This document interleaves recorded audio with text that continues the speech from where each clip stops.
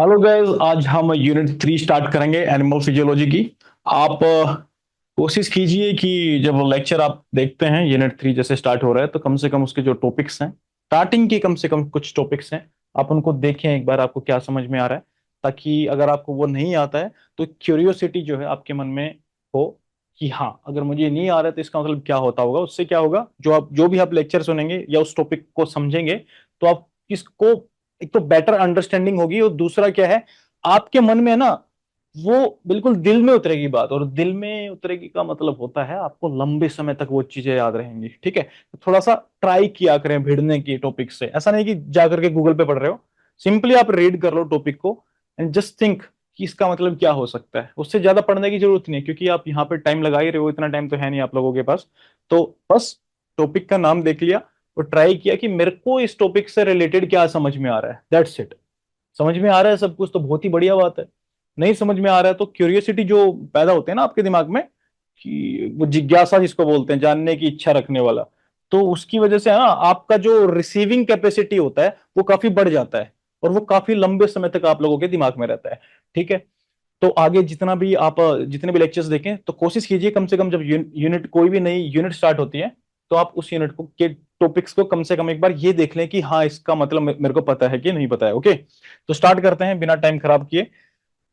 Mechanism of respiration इसमें देखने वाले हैं। रेस्पिरेशन जो है उसका मैकेनिज्म आखिरकार होता क्या है। ठीक है जी, transport and exchange of gases. आप बोलेंगे सर वो तो सर्कुलेशन में पढ़े लिया था। देखिए, सर्कुलेशन में हम ब्लड सर्कुलेशन देख रहे थे कि ब्लड किधर किधर से जाता है, उसमें एक इंपॉर्टेंट फंक्शन होता है एक्सचेंज ऑफ गैसेस, तो वहां पे हमें वो देखना पड़ा। लेकिन आज सच में जो एक्सचेंज ऑफ गैसेस जो है वो इस यूनिट में हम डिटेल में पढ़ने वाले हैं। और डिटेल से मेरा मतलब क्या है, जैसे कार्बन डाइऑक्साइड की हम बात करते हैं, हमने सिंपली बोला था कि कार्बन डाइऑक्साइड सेल से बाहर निकलेगी, ऑक्सीजन को सेल यूज करेंगे, कार्बन डाइऑक्साइड एल्वेओलाई में जाके एक्सहेल कर देंगे, बाहर चलेगी, दैट्स इट। अब यहाँ पे देखेंगे कार्बन डाइऑक्साइड को जो ट्रांसपोर्ट होता है वो कितनी तरह से होता है। 3 तरीके होते हैं इसके। क्लोराइड शिफ्ट क्या होता है, हैमबर्गर फिनोमेना जिसको बोल देते हैं, वो कैसे होता है बॉडी के अंदर, क्या क्या उसमें मैकेनिज्म है, कौन सा इंजाइम काम में आता है, रिवर्स क्लोराइड शिफ्ट क्या होता है, ये सारी चीजें इसमें थोड़ा सा डिटेल में पढ़ने वाले हैं। जबकि सर्कुलेशन में सिंपली हमने बोल दिया था एक्सचेंज ऑफ गैसेस होता है, ऑक्सीजन आती है और CO2 चली जाती है। ठीक है जी, यहाँ पे थोड़ा गैसेस के बारे में, उनके ट्रांसपोर्ट के बारे में हम थोड़ा डिटेल में पढ़ने वाले हैं। फॉर एग्जाम्पल, जैसे कार्बन डाइऑक्साइड का प्लाज्मा में भी चली जाती है डायरेक्ट 5 to 7%। कुछ कार्बन डाइऑक्साइड हीमोग्लोबिन से अटैच होकर कार्बोक्सी अमीनो हीमोग्लोबिन के फॉर्म में भी चली जाती है, और कुछ कार्बन डाइऑक्साइड बाइकार्बोनेट के फॉर्म में भी जाती है। कितना कितना परसेंटेज होता है आगे डिटेल में देखेंगे। होपफुली आपको समझ में आएगा क्या बोलना चाह रहा हूं मैं। ठीक है जी, ये मत सोच लेना कि यार सर ये तो एक्सचेंज ऑफ गैसेस पिछले यूनिट में पढ़ा रहे थे, यहाँ पे भी स्टार्ट कर दिया। तो ये मतलब है इसका। न्यूरल कंट्रोल ऑफ रेस्पिरेशन, जो नर्वस सिस्टम है वो अपना इस रेस्पिरेशन को कंट्रोल कैसे करता है। कभी तो रेस्पिरेशन ज्यादा हो जाती है, कई कई बार होता है ना कि शैलो रेस्पिरेशन है। शैलो का मतलब होता है कि थोड़ा सा सांस लिया एकदम से बाहर छोड़ दिया, वो वाला। शैलो मतलब बहुत डेप्थ में नहीं ले रहे हैं हम, ब्रीथ बहुत डेप्थ में नहीं कर रहे हैं। या फिर हम क्या कर रहे हैं, उसका रेट बढ़ा दिया, 1 मिनट में अगर हम 10 बार सांस ले रहे थे तो हम 20 बार ले रहे हैं, ऐसा करके। या डेप्थ में ले रहे हैं या शैलो ले रहे हैं, तो वो चीजें है ना ऑटोमेटिकली बॉडी का जो नर्वस सिस्टम है वो कंट्रोल करता रहता है। तो सिंपली क्या बोल रहे हैं यहाँ पे, जो न्यूरल कंट्रोल होगा वो कैसे होगा। सेंट्रल कीमो रिसेप्टर होते हैं उसके लिए, एक पेरिफेरल कीमो रिसेप्टर्स होते हैं। ठीक है, रिसेप्टर्स का मतलब जो रिसीव करे, किनको, यहाँ पे क्या बोला है, कीमो रिसेप्टर, यानी केमिकल्स को रिसीव करे। केमिकल्स में बहुत सारी चीजें आ जाती हैं, कुछ तो बोलना ही पड़ता है ना उसको, केमिकल एक ब्रॉड टर्म दे दी। तो इसमें भी हम बेसिकली गैसेस को ही चेक करते हैं, किसको, कार्बन डाइऑक्साइड को, ऑक्सीजन को। और केमिकल के नाम पे आपको लगना चाहिए सर ये तो गैसेस बोल रहा है, आप केमिकल मजा नहीं आया, लो पीएच को भी ये चेक करेंगे। इस पीएच कम ज्यादा अगर होता है तो ये कीमो रिसेप्टर उसको भी बताएंगे, और उसको अगर ये बताते हैं तो किसको बोलेंगे, ये नर्वस सिस्टम को बताएंगे। नर्वस सिस्टम फिर क्या करेगा, फिर एक्शन लेगा।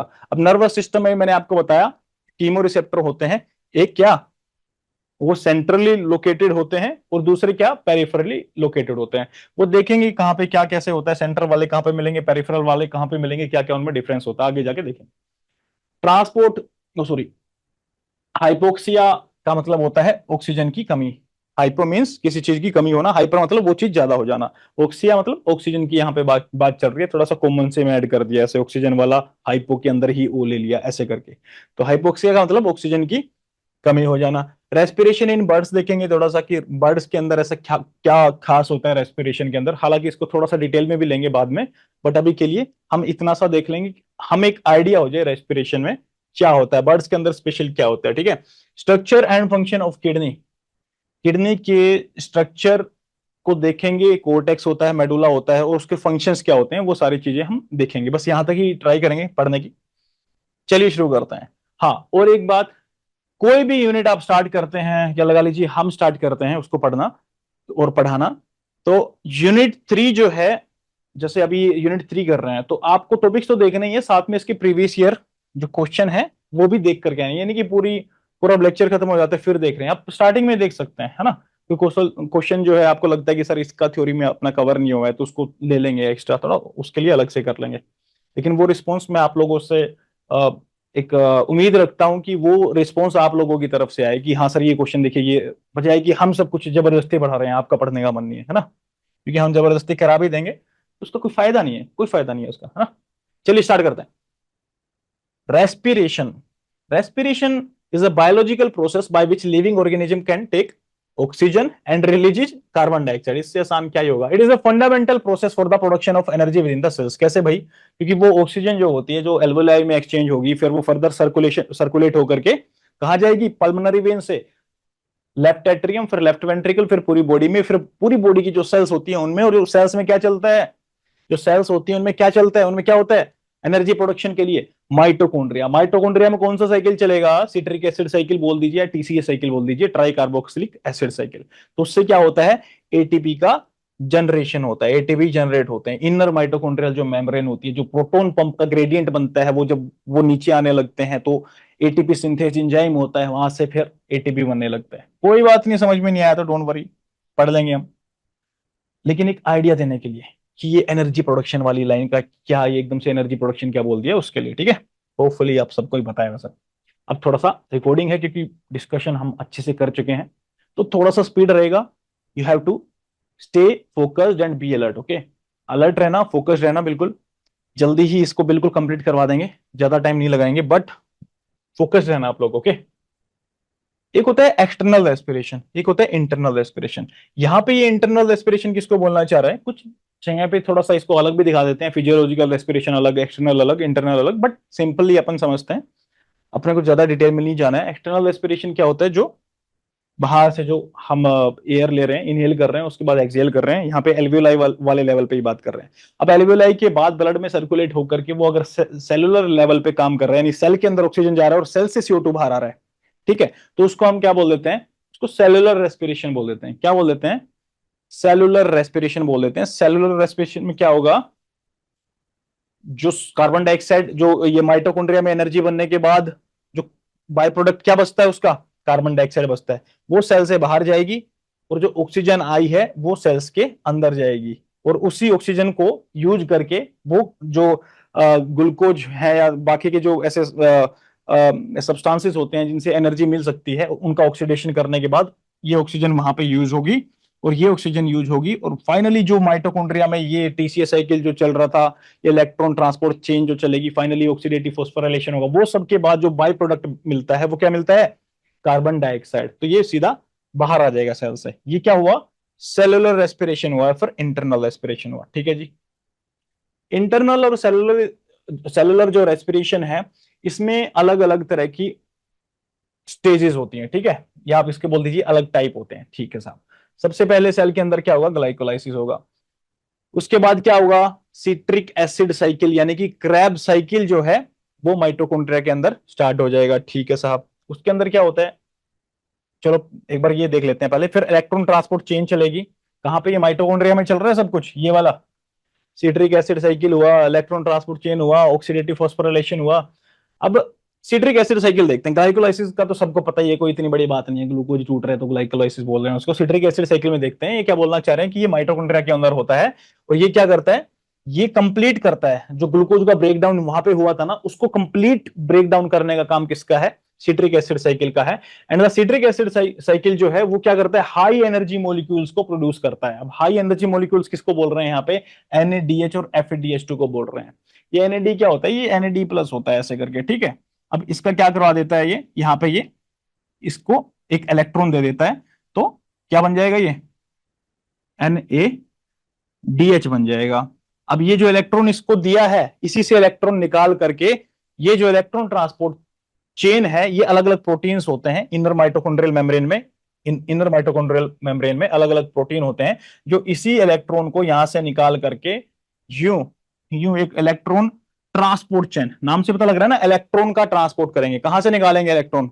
यहाँ पे जो दिया है एक्स्ट्रा इसको, और जो एफ इसको एफ को दिया हुआ है, ये वाला इलेक्ट्रॉन जो है, इनमें से ये इलेक्ट्रॉन जो दिया गया था इसको निकाल करके यूं आगे भगाना स्टार्ट करेंगे, और उससे क्या होगा, एक ग्रेडियंट जनरेट होना स्टार्ट हो जाता है। ठीक है, एक ग्रेडियंट बनने लग जाता है। अब क्या ग्रेडियंट क्या होगा उससे, ये देखो। सबसे पहली बात, जो इलेक्ट्रॉन ट्रांसपोर्ट चेन है वो इनर माइटोकॉन्ड्रियल मेम्ब्रेन में होगी। और इलेक्ट्रॉन ट्रांसपोर्ट चेन क्या है बेसिकली, ये एक सीरीज है प्रोटीन कॉम्प्लेक्सेस की। ठीक है, that transfer electron from NADH and FADH2, इन दोनों से इलेक्ट्रॉन लेंगे और वो ट्रांसफर करेंगे। और ये बोलते हैं कि as electrons move through the chain, जैसे ही उस चेन में इलेक्ट्रॉन मूव कर रहा है, energy is release and use to pump protons across the membrane. कुछ एनर्जी रिलीज होगी और उस एनर्जी से क्या होगा, लगा लीजिए ये माइटोकॉन्ड्रिया है, ये इनर मेम्ब्रेन है उसकी, इस एनर्जी से क्या होगा, यहाँ पे जो इनर माइटोकॉन्ड्रियल मेम्ब्रेन है, जो इलेक्ट्रॉन ट्रांसपोर्ट हो रहे हैं, यहां से जो ये एनर्जी जनरेट हो रही है, वो प्रोटॉन को क्या करेगी, पंप करना स्टार्ट कर देगी बाहर। ठीक है साहब, पंप करना स्टार्ट कर दिया। उससे क्या होगा, अगर इलेक्ट्रॉन बहुत सारे बाहर चले जाएंगे तो, सॉरी प्रोटॉन, इलेक्ट्रॉन तो यहां से ट्रांसपोर्ट हो रहे थे ना प्रोटीन कॉम्प्लेक्सेस पे, उससे एनर्जी रिलीज हुई, उससे जो प्रोटॉन थे वो बाहर गए। अब उससे क्या हुआ, एक इलेक्ट्रोकेमिकल ग्रेडियंट बन चुका है। यहाँ पे क्या ग्रेडियंट बन चुका है बेसिकली। इलेक्ट्रो ग्रेडियंट क्यों बोल रहा हूँ, ऑब्वियस सी बात है, केमिकल ग्रेडियंट की, केमिकल की बात चल रही है, सारी इलेक्ट्रो की बात चल रही है। इलेक्ट्रो मतलब ये इलेक्ट्रॉन प्रोटॉन की बात चल रही है, बस वैसे आप समझे, इलेक्ट्रोकेमिकल ग्रेडियंट यहाँ पे बन जाएगा, और प्रोटॉन यहाँ पे काफी सारे बाहर आ जाएंगे। अब ये प्रोटॉन बाहर तो आ चुके हैं, ग्रेडियंट तो बन चुके हैं, अब इनको अंदर भी आना है, तो अंदर आने की जो एंट्री होती है, ये गेट है, लगा लीजिए। इस पे कौन बैठा होता है, इस पे बैठा होता है एटीपी सिंथेज। इसका मतलब क्या हुआ, ये जो पोर्टल है, ये क्या एटीपी सिंथेज वाला पोर्टल है, यानी कि इस पोर्टल से जाओगे तो एटीपी का क्या होगा, सिंथेसिस होगा, यानी एटीपी का सिंथेसिस करने वाला एंजाइम यहाँ पे बैठा हुआ है। और यहां से ये जैसे ही प्रोटॉन जाते हैं, ये एक्टिव हो जाता है, ये एटीपी बनाना स्टार्ट कर देता है, तो इससे क्या होगा, एटीपी का प्रोडक्शन हो जाएगा। बहुत ही शॉर्ट में बता रहा हूँ आपको, अगर मैं ऐसे तो 2 घंटे का लेक्चर इस पे चला जाएगा, बट आप लोगों के लिए इतना सफिशिएंट है। बहुत ज्यादा डिटेल में कभी वो यूपीएससी में नहीं पूछते, बीवीएससी में हो सकता है बायोकेमिस्ट्री में पूछ लें, बट वहां पे नहीं पूछते हैं। चलिए जी, हो गया। अब क्या बोलना चाह रहा है ये, वही, this final stage couples the movement of protons back into the mitochondrial matrix. Matrix क्या होता है, यही ये जो प्रोटोप्लाज्म होता है या साइटोप्लाज्म इसको बोल दो, ये क्या होता है, यही माइटोकॉन्ड्रियल मैट्रिक्स होता है। ठीक है, वैसे फर्क होता है प्रोटो में और उसमें, साइटोप्लाज्म में। होपफुली आपको पता होगा, ऑर्गेनेली को मिला के सब कुछ प्रोटोप्लाज्म बोल दिया, साइटोप्लाज्म सिंपली उसको फूड को बोल रहे हैं, उसको साइटोप्लाज्म बोल दिया। ठीक है, this final stage couples the moment of, मैं कुछ चीजें है ना जल्दी इसलिए भी बोल देता हूं, जैसे अभी मैंने बोला कि वो इतनी इंपॉर्टेंट नहीं होते, कोई आपका ऑब्जेक्टिव एग्जाम नहीं वाला है, कोई नहीं पूछेगा आपसे साइटोप्लाज्म लिख दो, प्रोटोप्लाज्म लिख दो, कुछ कोई नहीं पूछने वाला आपसे। ठीक है, दोनों चीजें ही ठीक रहेंगी वहां पे, तो आप टेंशन मत लिया करो जल्दी जल्दी में क्या बोल दिया सर ने, सर समझ में नहीं आया, भूल दो, छू छू कर दो दिमाग से, कोई टेंशन नहीं अगर वो नहीं आ रहा है तो।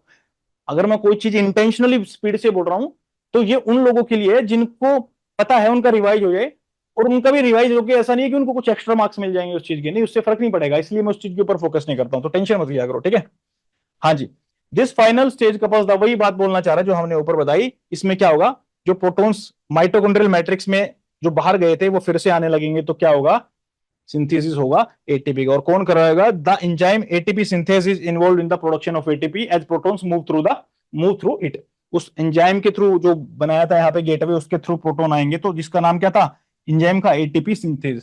नाम से पता लग रहा है क्या करेगा, एटीपी का सिंथेसिस कर देगा।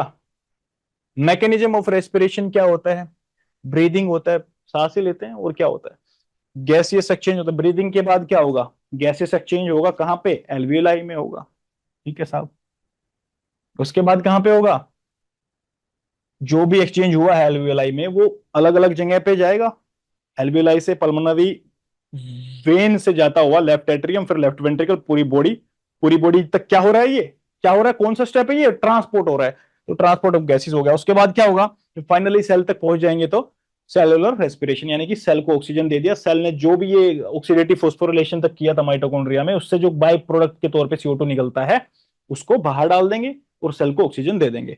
तो 4 स्टेप कौन से हुए, सबसे पहले सांस लिया, ब्रीदिंग ली, उसके बाद एल्वियोलाई में एक्सचेंज हुआ, एल्वियोलाई के बाद पूरी बॉडी में वो गैस का ट्रांसपोर्ट हुआ, उसके बाद फाइनली कहां पे पहुंचा, सेल्स के अंदर, तो उससे क्या होगा, सेलुलर रेस्पिरेशन होगा। वही बात है जो उसमें रिपीट हो गया वो, सॉरी, सेम वही बात लिखी होती स्लाइड में, ऐसे मत सोचना कुछ स्किप कर दिया। Carbon dioxide transport in the blood, कैसे होता है कार्बन डाइऑक्साइड का ट्रांसपोर्ट ब्लड के अंदर? एक तो होता है साहब डिजोल्व फॉर्म में, कितने परसेंट? 5 to 7%। जो कार्बन डाइऑक्साइड सेल से आई सीधा प्लाज्मा में ब्लड में गई और सीधा एल्वियोलाई, उसके बाद सीधा बाहर, बस ये ट्रांसपोर्ट 5 to 7% ही होता है बस। बाइकार्बोनेट की फॉर्म में होता है 70 to 80% के आसपास। बाइकार्बोनेट फॉर्म मतलब 70%, समझ रहे हो आप मेरी बात? तो इसको समझना और पढ़ना जरूरी है, क्योंकि 70 to 80% तो ऐसा ही हो रहा है। और सोचने की बात है, अगर कार्बन डाइऑक्साइड बाहर नहीं जाएगा तो ऑक्सीजन अंदर कैसे आएगा? उसको भी तो निकालना जरूरी है ना। क्यों? क्योंकि CO2 अगर होगा तो सबको पता है ये क्या करता है, ये रुकता नहीं है, ये H2O के साथ कंबाइन हो के क्या बना लेता है? कार्बोनिक एसिड बना लेता है। अब उससे क्या होगा? पीएच थोड़ा घटने लग जाएगा। मतलब कोई भी चीज जो बॉडी में होती है या जीवन में या इमोशंस में या रिलेशंस में, एक बैलेंस में ही अच्छा लगती है। बहुत ज्यादा प्यार दिखाने लगोगे तो वो भी क्या खत्म कर देगा सारी चीजों को। तो एक बैलेंस रखना होता है, और ये नियम है प्रकृति का, और हमारी बॉडी का भी यही नियम है, क्योंकि इस प्रकृति से ही क्या, इस नेचर से ही क्या हमारी बॉडी बनी हुई है। तो बैलेंस रखना जरूरी है सब चीजों का। बायोकार्बोनेट में बात करते हैं, बायोकार्बोनेट का कैसे होता है? जैसे कि मैंने आपको बताया, वाटर तो होता ही है बॉडी में, कार्बन डाइऑक्साइड वाटर के जैसे ही सेल से निकलेगी, सेल से निकल के वो आरबीसी में जाती है। किधर जाती है? आरबीसी में। ये है आरबीसी, काले कलर की नहीं होती, रेड होती है, बट अब समझ लो ये आरबीसी है, यानी कि रेड ब्लड सेल। इसके अंदर कार्बन डाइऑक्साइड ये सेल से निकली थी, डायग्राम भी आएगा आगे, डोंट वरी। वाटर से मिली तो क्या बना है इसका? बाइकार्बोनेट। अभी तक नहीं बना है, ये कार्बोनिक एसिड है। इससे क्या डिसोसिएट होके ये इतना स्टेबल नहीं होता, तो ये हाइड्रोजन आयन में और बाइकार्बोनेट आयन में, हाइड्रोजन आयन और ये बायोकार्बोनेट बन गया आपका, SCO3 नेगेटिव लगा दिया तो ये बायोकार्बोनेट हो गया। अब ये बायोकार्बोनेट क्या करता है? ये आएगा बाहर, और बाहर जो प्लाज्मा में क्लोराइड होता है ये आएगा अंदर। क्यों? ये दोनों नेगेटिव है, ये भी नेगेटिव है, तो ये नेगेटिव बाहर आया तो इसको बैलेंस करने के लिए क्लोराइड अंदर चला जाता है। ठीक है। अब आप बोलोगे हाइड्रोजन के साथ ये क्लोराइड मिलकर HCl नहीं मिलेगा? कि नहीं मिलाएगा, क्योंकि इस आरबीसी के अंदर क्या होगा? हीमोग्लोबिन होता है। हीमोग्लोबिन से जैसे ही ये बाइकार्बोनेट बाहर जाता है, ये हाइड्रोजन आयन हीमोग्लोबिन से मिल जाता है और क्लोराइड चला जाता है अंदर। ठीक है, ये पूरी कहानी मैंने बता दी, डोंट वरी किसी को समझ में नहीं आया हो तो पूरा डायग्राम के साथ परफेक्ट एंगल, बिल्कुल एक्यूरेसी के साथ बताएंगे, प्रिसाइजली बताएंगे कैसे होता है। यहाँ पे अगर आपको 10-20% भी समझ में आ गया, समझ लो आगे तो कुछ भी नहीं है फिर। चार अमीनो हीमोग्लोबिन, सीधा वही बात है, हीमोग्लोबिन से कार्बन डाइऑक्साइड जो बचा हुआ हीमोग्लोबिन तो उससे कार्बन डाइऑक्साइड अटैच होकर सीधा चली जाएगी। अब बोलोगे सर ऑक्सीजन, ऑक्सीजन क्या करेगी फिर? अरे ऑक्सीजन जो सेलुलर लेवल की बात कर रहे हैं हम, ये यहाँ पे ये इस साइड में सेल थी, उस साइड में आरबीसी थी, तो जो ऑक्सीजन हीमोग्लोबिन पे अटैच होकर के आई थी वो तो ऑलरेडी ये सेल को दे चुका है ना, ये तो खाली पड़ा हुआ है, ये तो बस खाली जा रही है ऊपर तक, कहाँ तक? लंग्स तक। तो उसके बाद जो ये CO2 जो निकला था, ये CO2 भी हीमोग्लोबिन पे आकर के अटैच हो जाएगा, कार्बोक्सी अमीनो हीमोग्लोबिन। अब बोलोगे सर ये क्या बात हुई, ऐसे थोड़ा ना होता है, आप हाइड्रोजन आयन को भी अटैच कर रहे हो। हाँ यार, बहुत खाली पड़ा हुआ है। कार्बन डाइऑक्साइड तो सिर्फ 5 to 7% ही कार्बन डाइऑक्साइड तो ऐसा है जो हीमोग्लोबिन पर अटैच होता है, बाकी को हाइड्रोजन आयन को देख रहा है, चिपक रहा है, दोनों साथ में स्टिक कर सकते हैं। तो ये ऐसे क्वेश्चंस होते हैं जो दिमाग में ना ही आए तो बेहतर होते हैं, बट मैं फिर भी इन चीजों को बता देता हूँ यहाँ पे। किसी का होता है ऐसा दिमाग, नहीं ऐसे कैसे हो जाएगा, वैसे कैसे हो जाएगा, तो वो बेचारा तड़पे ना बाद में, उसको ऐसा ना लगे कि नहीं ये तो ऐसे हो ही नहीं सकता। लो हमने कर ली, उस मैटर पे भी बात कर ली, ठीक है, तो टेंशन मत लेना। हालांकि ये कुछ मायने नहीं रखती हैं चीजें, जो स्मार्ट आदमी होता है उसको पता होता है कि ये चीजें मैटर नहीं करती हैं ज्यादा, हमें पता है क्या करना है, सीधा काम की बात लिखनी है, नंबर लाने, दैट्स इट, हो गया हमारा काम, हो गया हमारा सिलेक्शन, हमें साइंटिस्ट नहीं बनना है। चलिए जी, रिवर्स क्लोराइड शिफ्ट क्या होता है वो आगे बताता हूँ। वैसे बता भी आधा तो बता दिया, आधा आगे बता देता हूँ। रिवर्स क्लोराइड शिफ्ट पूरा बताऊंगा अगली स्लाइड्स में आने वाला है, इसलिए छोड़ा है, टेंशन मत लेना कि छोड़ दिया सर, छोड़ा नहीं है। सर्कुलेटरी सिस्टम्स की बात कर लेते हैं। देखो सर्कुलेटरी सिस्टम में बताने का आपको मैं इतनी बार बता चुका हूं, इतनी बार बता चुका हूं, ब्लड सर्कुलेशन, तो होपफुली ये भी अगर किसी को नहीं आता है, अभी भी इसमें कंफ्यूजन है, तो फिर मैं कुछ भी नहीं कर सकता हूं। फिर तो आपको योगा मेडिटेशन की ही जरूरत है, ट्रस्ट मी। ठीक है, इसमें कुछ भी नहीं है बताने का, सब कुछ पूरा डिस्क्राइब कर चुके हैं पहले वाली उसमें, ठीक है।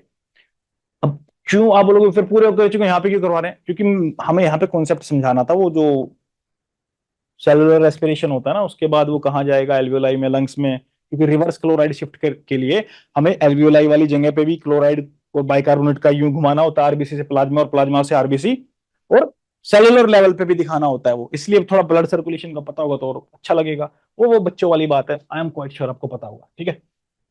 हाँ जी, chloride shift and its role in carbon dioxide transport in mammalian animals, बता दिया, तीन तरीकों से होता है। क्या? एक तो प्लाज्मा में डायरेक्ट मिलके सीधा बाहर, कहाँ? प्लाज्मा में कहाँ मिलेगा? सेलुलर लेवल पे। उसके बाद कहाँ? इंफीरियर सुपीरियर वेना कवा से, चलो बता देता हूँ चलो। सेलुलर लेवल पे कार्बन डाइऑक्साइड था, प्लाज्मा में गया, सुपीरियर इंफीरियर वेना कवा से कहां पे आया? राइट एट्रियम, फिर राइट वेंट्रिकल, फिर पल्मोनरी आर्टरी से होता हुआ कहां पे? लंग्स कैपिलरीज में एल्विलाई से गैसेस एक्सचेंज करवाया, यहां पे पहुंच गया कैपिलरीज से एल्विलाई के पास वो पहुंच गया। ठीक है, कौन? Carbon dioxide. अब कार्बन डाइऑक्साइड एक तो डायरेक्ट प्लाज्मा के थ्रू आ रहा है, एक जो आरबीसी थी उनके कार्बोक्सी अमीनो हीमोग्लोबिन, उन पे हीमोग्लोबिन पे अटैच होकर आ रहा है, और तीसरा मैंने क्या बताया सबसे इंपॉर्टेंट, जो 70 to 80% होता है, वो कार्बन डाइऑक्साइड आकर के आरबीसी में घुसेगा, उस आरबीसी के वाटर के साथ क्या करेगा? कंबाइन करेगा, तो क्या बन जाएगा उससे? जैसे ही सेल से कार्बन डाइऑक्साइड निकला और ये आकर आरबीसी में, ये रेड वाला आरबीसी है, ये सेलुलर लेवल की बात कर रहे हैं, यहाँ पे इस वाली साइड में, इस वाली साइड में घूम घमा के सर्कुलेशन करके कहां पहुंच गया? लंग्स के कैपिलरी, अपना कैपिलरी से होता हुआ लंग्स के एल्वेलाई के पास पहुंच गया। अभी पहले यहां पे बात करो सेलुलर लेवल पे, मतलब क्या होगा? ऑक्सीजन लेके आया था, हीमोग्लोबिन दे चुका है, और कार्बन डाइऑक्साइड ले रहा है यहाँ पे। एक तो डायरेक्ट ही प्लाज्मा में आई, और एक डायरेक्ट हीमोग्लोबिन पे कार्बोक्सी अमीनो हीमोग्लोबिन की फॉर्म में अटैच हुई और डायरेक्टली पहुंची लंग्स के पास। अब तीसरा सबसे इंपॉर्टेंट, आ जाओ आ जाओ आ जाओ, फोकस फोकस अलर्ट। तीसरा क्या है? कार्बन डाइऑक्साइड आई, आरबीसी में गई, और जो वाटर था उसके साथ हुई क्या? अटैच। क्या बना? Carbonic acid. और इस, ये जो एरो है ना, ये सिंगल एरो दिया हुआ, ये गलत है। ये क्या है? ये गलत है। आप इसको ऐसा डायग्राम नहीं बनाना। आपको क्या करना है? आप जब भी कार्बन डाइऑक्साइड और वाटर को मिला करके कार्बोनिक एसिड बनाए, क्या आप कभी भी कार्बन डाइऑक्साइड को और वाटर को मिला करके क्या बनाए? कार्बोनिक एसिड बनाए, यानी कि H2CO3, तो आपको हमेशा ऐसे वाला एरो रखना है, ऐसे वाला। ये क्या होता है? सबको पता है, रिवर्सिबल होता है, यानी कि ये अगर कार्बोनिक एसिड आपके पास है तो आप इससे वाटर और कार्बन डाइऑक्साइड भी निकाल सकते हैं, और ये कार्बन डाइऑक्साइड और वाटर है तो आप इससे कार्बोनिक एसिड भी बना सकते हैं। ये रिवर्सिबल है ना? कुछ रिएक्शन ऐसी होती है ना, इससे अब जो बन गया तो बन गया, वो कोई रिवर्सिबल नहीं है। ठीक है ना? फॉर एग्जाम्पल ये मैंने ऐसे कर दिया, ये ऐसे कर दिया, रिवर्सिबल है ना ये। अब इसको काट के फेंक दूंगा तो वो दोबारा नहीं जोड़ सकता ना, वो रिवर्सिबल हो जाएगा। तो ऐसे ही केमिकल रिएक्शंस के अंदर भी होता है। तो इतना समझ में आया। इस, ये मोस्ट इंपोर्टेंट बात क्या है जो इसको एंजाइम करवाता है इस रिएक्शन को, उसका नाम क्या होता है? Carbonic anhydrase. क्या होता है नाम उसका? Carbonic anhydrase. तो उससे क्या बनेगा? कार्बोनिक एसिड बन जाएगा, और इस कार्बोनिक एसिड को ये डिसोसिएट होकर किसमें टूटेगा? ये देखो इधर, हाइड्रोजन आयन में और बाइकार्बोनेट के अंदर। अब क्या होगा? हाइड्रोजन आयन तो हीमोग्लोबिन से अटैच हो जाएगा। अब बच क्या? ये हाइड्रोजन जैसे ही हीमोग्लोबिन से अटैच होता है तो इस पे नेगेटिव चार्ज था ये बाइकार्बोनेट पे, तो ये निकलता है बाहर। ये बाहर जैसे ही निकला तो ये नेगेटिव चार्ज प्लाज्मा में ऐड होना शुरू हो गया। ये देखो दो दो नेगेटिव हो गए, तो ये क्लोराइड ही मैक्सिमम इसकी वजह से नेगेटिव चार्ज होता है, और इसके बराबर का चार्ज होता है इसके ऊपर, तो क्लोराइड आरबीसी में चला जाता है। क्या करने के लिए? ताकि जो इसकी आरबीसी की न्यूट्रलिटी को मेंटेन करने के लिए, सीधा आप ये बोल दें कि इस पे कोई चार्ज ना आए, आरबीसी भी क्या हो, कोई चार्ज ना आए, पॉजिटिव या नेगेटिव ऐसा कुछ चार्ज ना बने, जैसे स्टैंडर्ड होता है वैसा रहे। तो उसके लिए क्या करता है वो? उसकी न्यूट्रलिटी को मेंटेन करने के लिए अगर नेगेटिव चार्ज इस आरबीसी से बाहर आया तो नेगेटिव चार्ज को अंदर डाल देता है। तो क्लोराइड था ये, सीएल नेगेटिव क्या था? क्लोराइड था। क्या शिफ्ट करके कहां पे गया? आरबीसी के अंदर गया। ठीक है, पहला शिफ्ट हुआ क्लोराइड का, पहली बार मूव किया आरबीसी के अंदर इसने। अब यही आरबीसी किधर जाएगी? सर्कुलेट करके लंग्स तक जाएगी। अब लंग्स तक ये पहुंच जाती है तो क्या होगा? ये क्लोराइड फिर से, ये देखो वापस से प्लाज्मा में आ जाता है। तो रिवर्स क्लोराइड शिफ्ट हुआ कि नहीं हुआ? फिर से ये रिवर्स होकर के ब्लड प्लाज्मा के अंदर आया कि नहीं आया क्लोराइड? और जो बायोकार्बोनेट ब्लड प्लाज्मा में था, ये कहां पे गया? वापस से आरबीसी में चला गया। और जो हाइड्रोजन आयन चिपका था हीमोग्लोबिन से, ये भी यहां से हट जाता है। और ये बाइकार्बोनेट साथ में है और हाइड्रोजन साथ में है, तो क्या होगा? ये दोनों अटैच होकर के फिर से क्या बनाएंगे? कार्बोनिक एसिड बना देंगे। और कार्बोनिक एसिड से वाटर और कार्बन डाइऑक्साइड कौन सा एंजाइम बनाएगा? जो बताया था अभी, रिवर्सिबल रिएक्शन में हेल्प करता है, कार्बोनिक एनहाइड्रेज बनाएगा। तो H2CO3 से क्या बनेगा? Carbon dioxide and water. अब यहाँ पे लंग्स के पास है, एल्वियोलाई के पास है, और इसने कार्बन डाइऑक्साइड फाइनली बना दिया है, तो क्या होगा? ये कार्बन डाइऑक्साइड को बाहर निकालने का ही तो तरीका देख रहे थे ना। तीन तरीके देखे थे हमने कार्बन डाइऑक्साइड ट्रांसपोर्ट के। सीधा ब्लड प्लाज्मा में सेलुलर लेवल पे आया, सीधा लंग से बाहर निकला, हीमोग्लोबिन पे कार्बोक्सी अमीनो हीमोग्लोबिन की फॉर्म में आया, सीधा यहां पे आया, फिर बाहर निकला। और तीसरा क्या पढ़ रहे हैं, ये बाइकार्बोनेट वाला जो 70 to 80% होता है, इसलिए इसमें माथा पच्ची कर रहे हैं इतनी ज्यादा। 70 to 80% कार्बन डाइऑक्साइड का ट्रांसपोर्ट इस बाइकार्बोनेट की फॉर्म में ही होता है। और इसमें रिवर्स क्लोराइड शिफ्ट क्यों बोला, क्योंकि सबसे पहले बाइकार्बोनेट बाहर आता है तो इसकी न्यूट्रलिटी को मेंटेन करने के लिए आरबीसी की, ये क्लोराइड अंदर जाएगा, और यहाँ पे फिर से क्लोराइड बाहर आएगा तो क्या होगा, एक बाइकार्बोनेट अंदर चला जाएगा। ये हाइड्रोजन आयन हीमोग्लोबिन से जाके अटैच हुआ था ताकि ये HCl ना बन जाए, इसलिए भी हुआ था। तो ये जैसे ही बाहर आता है तो H2CO3 बनता है, क्या, कार्बोनिक एसिड। अब कार्बोनिक एसिड को रिवर्सिबली भी कौन करा सकता है कन्वर्ट, कार्बोनिक एनहाइड्रेट, जिससे क्या बनेगा, वाटर और कार्बन डाइऑक्साइड। और कार्बन डाइऑक्साइड बनी तो क्या, सीधा एल्वियोलाई में, और एल्वियोलाई से सीधा बाहर एक्सहेल कर देंगे उसको। ठीक है जी, ये आपका क्लोराइड शिफ्ट था, कार्बन डाइऑक्साइड का ट्रांसपोर्ट था। तो सबसे पहले क्या बोलना चाह रहा है, डिजोल्यूशन होके आ जाएगा सीधा ब्लड प्लाज्मा में, आया डिजोल्यूशन हो गया, वहां से हो गया। दूसरा, फॉर्मेशन ऑफ बायोकार्बोनेट की वजह से रोल ऑफ इरिथ्रोसाइट क्या है इसमें, कार्बोनिक एनहाइड्रेज एंजाइम होता है, वाटर होता है, सारी चीजें वही करवा रही है बेसिकली। क्लोराइड शिफ्ट समझ में आया, क्लोराइड वो अंदर चला गया, क्या करने के लिए, to maintain the electrical balance बोल दो, या उसकी न्यूट्रलिटी को मेंटेन करने के लिए। न्यूट्रलिटी बोलना थोड़ा सा मतलब इतना सही नहीं लगता है, इलेक्ट्रिकल बैलेंस बोलेंगे आप तो ज्यादा बेटर लगेगा। क्यों इलेक्ट्रिकल बैलेंस में क्यों ज्यादा बेटर लग रहा है, क्योंकि हो सकता है कि ओवरऑल चार्ज उसके ऊपर थोड़ा सा नेगेटिव ही रहता हो, और मैं बोल रहा हूं तब से न्यूट्रल न्यूट्रल न्यूट्रल। हालांकि मेरा जो रेफरेंस था न्यूट्रल बोलने का वो ये था कि जो जैसा था वो वैसा ही रहे, न्यूट्रल का मतलब। लेकिन होता क्या है एग्जैक्टली साइंटिफिकली बात करें, न्यूट्रल का मतलब होता है कि इसके ऊपर कोई चार्ज नहीं है। तो ये बोला इलेक्ट्रिकल बैलेंस यहाँ पे, अगर आरबीसी पे कोई चार्ज नेगेटिव होता हो या पॉजिटिव, हमें नहीं पता भाई क्या चार्ज होता है, लेकिन जो भी उस पर चार्ज होता है ना, वही चार्ज बना रहना चाहिए। अगर उसमें अगर बाइकार्बोनेट का नेगेटिव चार्ज ज्यादा आया और वो बाहर चला गया, गलत हो गया थोड़ा सा, सॉरी कॉन्सेप्ट गलत हो गया यार।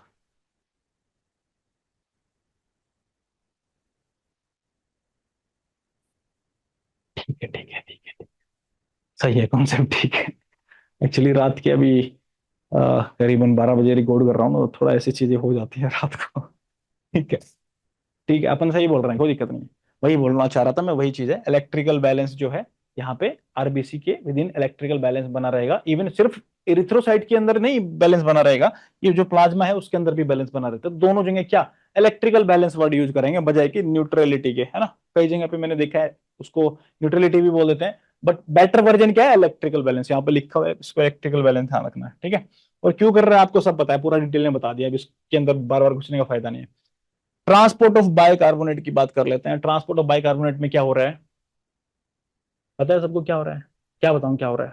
ट्रांसपोर्ट ऑफ पूरा कहानी पढ़ा चुके हैं, इसमें क्या बोलना चाह रहा है, transported from tissue to the lungs in the blood stream, मतलब बच्चों वाली बातें कर रहे हैं बिल्कुल। ठीक है, reverse process in lungs, chloride फिर से बाहर जाता है, बाइकार्बोनेट अंदर आता है, बाइकार्बोनेट हाइड्रोजन आयन के साथ मिलेगा तो कार्बोनिक एसिड उसको कार्बोनिक एनहाइड्रेट किसमें कन्वर्ट करेगा, H2O एंड CO2 में, CO2 जाएगी सीधा एल्वियोलाई में बाहर, एक्सहेलेशन से सीधा बाहर क्या हो जाएगा, CO2 का एलिमिनेशन। बेसिकली इसकी जरूरत भी नहीं थी, इससे ज्यादा डिटेल में हम पढ़ चुके हैं, ऐसा कुछ नहीं है। बस एक पॉइंट थोड़ा सा नया सीखने का था, इलेक्ट्रिकल न्यूट्रलिटी से बेटर है इलेक्ट्रिकल बैलेंस। उससे अपना ये बोलना चाह रहे हैं सिंपल सा, अगर इस पे नेगेटिव था तो भैया नेगेटिव ही रहना चाहिए, इससे कुछ नेगेटिव बाहर आया तो नेगेटिव अंदर डाल दो, कोई पॉजिटिव बाहर आया तो पॉजिटिव अंदर डाल दो। ओवरऑल इसका जो भी ये था, जो भी था ये वैसे ही रहना चाहिए, ठीक है। तो इलेक्ट्रिकल बैलेंस वो वर्ड उठा लेना, वहां से याद रखना, मेरी तरह न्यूट्रलिटी वाली गलती मत करना, थोड़ा अच्छा नहीं लगता, थोड़ा साइंटिफिक नहीं है वो चीज। ठीक है जी, neural control of respiration chemo receptors, यानी कि कीमो रिसेप्टर से क्या कर रहे हैं, न्यूरल कंट्रोल कर रहे हैं, ठीक है। तो न्यूरल कंट्रोल कैसे होगा रेस्पिरेशन पे, वाया दीज कीमो रिसेप्टर्स, दो तरह के होते हैं। एक क्या होता है, एक होता है पेरिफेरल कीमो रिसेप्टर, एक होता है सेंट्रल कीमो रिसेप्टर। ठीक है, इसमें क्या क्या चीजें देखते हैं, ऑक्सीजन का अगर लेवल कम हुआ तो एक्टिवेट हो जाएंगे, कार्बन डाइऑक्साइड का लेवल अगर ज्यादा हुआ तो एक्टिवेट हो जाएंगे, अगर पीएच जो है वो कम हो जाएगा तो भी एक्टिवेट हो जाएंगे, ठीक है। तो ऐसी बेसिक चीजें मैंने आपको बता दी। पेरिफेरल कीमो रिसेप्टर क्या बोलना चाह रहा है, पेरिफेरल क्यों बोल रहे हैं इनको, क्योंकि ये सेंट्रल नर्वस सिस्टम में नहीं होते हैं किधर भी। सेंट्रल नर्वस सिस्टम बोले तो ब्रेन और स्पाइनल कॉर्ड में किधर भी नहीं मिलेंगे आपको, ये मिलते हैं आपको, मैं बताऊं, ये जो हार्ट होते हैं इसके 4 चैम्बर होते हैं, इससे आयोटा निकलती है लेफ्ट वेंट्रिकल से, उसका जो ये पार्टिसिपेशन होता है ना आगे फर्दर जाकर के ये ये आपका एओर्टिक आर्च जो होती है, सबको पता है आयोटा जहां से ऐसे यूं घूम जाती है तो उसके एओर्टिक आर्च बोलते हैं। उसके बाद आगे जाके डिवाइड होती है तो कैरोटिड आर्टरी ये गले में आ जाती है, तो कैरोटिड आर्टरी पे वो मिलते हैं, प्लस में एओर्टिक आर्च पे मिलते हैं। अब ब्रेन तो नहीं होता है दिल के पास, यहाँ पे होता है क्या ब्रेन? नहीं होता। स्पाइनल कॉर्ड यहाँ पे होते नहीं होती, तो इसलिए इसको पेरिफेरल कीमो रिसेप्टर्स बोल दिया। वो रिसेप्टर्स जो इन केमिकल्स को यानी कि पीएच को बताएंगे, कार्बन डाइऑक्साइड ऑक्सीजन को बताएंगे, किसको बताएंगे? पेरिफेरली बता रहे हैं, सेंट्रल नर्वस सिस्टम को ये नहीं बता रहे हैं। तो क्या बोलना चाह रहा है? Simply these are located outside the CNS and are primarily found in the carotid bodies and aortic bodies.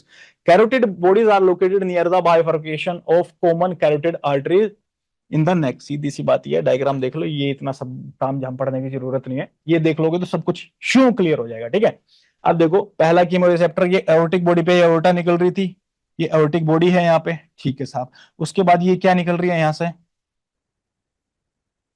Left right दोनों साइड होती है ना, ये देखो, ये कैरोटिड बॉडीज है यहाँ पे, इसके बीच में क्या है? ये कैरोटिड बॉडीज है। इन बॉडीज से क्या निकलेंगी? ये कीमो रिसेप्टर है बेसिकली, ये कीमो रिसेप्टर, एक ये हुआ यहाँ पे, एक हुआ एओर्टिक बॉडी के पास। ये दोनों ही कीमो रिसेप्टर्स हैं जो पेरिफेरल नर्वस सिस्टम, सॉरी, जिनको हम क्या बोलते हैं? पेरिफेरल कीमो रिसेप्टर बोलते हैं, क्योंकि ये ब्रेन और स्पाइनल कोड के अंदर नहीं बैठे हुए हैं, ये यहाँ पे बैठे हुए हैं एओर्टिक आर्क के ऊपर। चुपचाप हो गया, अपने को मतलब नहीं है ब्रेन से। अब इनके ऊपर से ही नर्व फाइबर होकर के जाते हैं कहां पे? ऑब्वियसली कहां जाएंगे? कहां जाएंगे? नर्वस सिस्टम के पास ही जाएंगे ना, वहां से ही तो क्या होगा? कंट्रोल होगा रेस्पिरेशन का। अभी आप बोलोगे सर आपने तो पेरिफेरल कीमो रिसेप्टर बोला, ऐसे कैसे नर्वस सिस्टम में चल? फाइनली कंट्रोल तो नर्वस सिस्टम ही करेगा, जो कीमो रिसेप्टर्स हैं वो पेरिफेरल हैं, फंक्शन तो इनका नर्वस सिस्टम ही कंट्रोल करेगा, वही तो बाबूजी हैं सबसे ऊपर, उनके पास सिग्नल नहीं जाएगा तो कैसे कंट्रोल होगा? ये देखो, टॉपिक का नाम भूल गया, न्यूरल कंट्रोल ऑफ रेस्पिरेशन,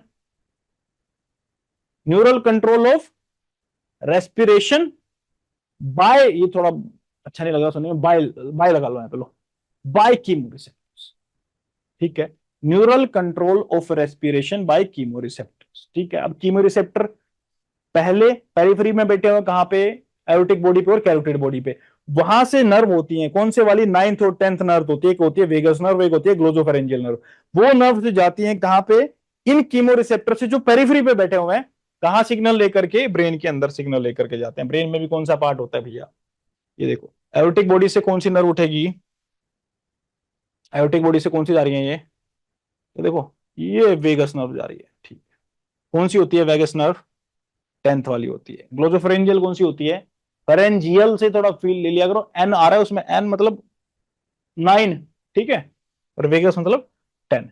ठीक है साहब, अब ध्यान से देखो, ये जो आयोटिक बॉडी पे सबसे क्लोज है, वहां पे जो रिसेप्टर बैठे हुए हैं, उनका सिग्नल न्यूरल सिस्टम तक कौन सी नर्व के थ्रू जा रहा है? ये इंपॉर्टेंट है। इंपॉर्टेंट वर्ड कुछ नहीं, ऑब्जेक्टिव के हिसाब से इंपॉर्टेंट होता है, सब्जेक्टिव में तो आपको ही दिखाना है जितना दिखाना है। बेहतर तरीके से इस डायग्राम को बना के आ जाओगे तो नंबर पूरे मिल जाएंगे आपको।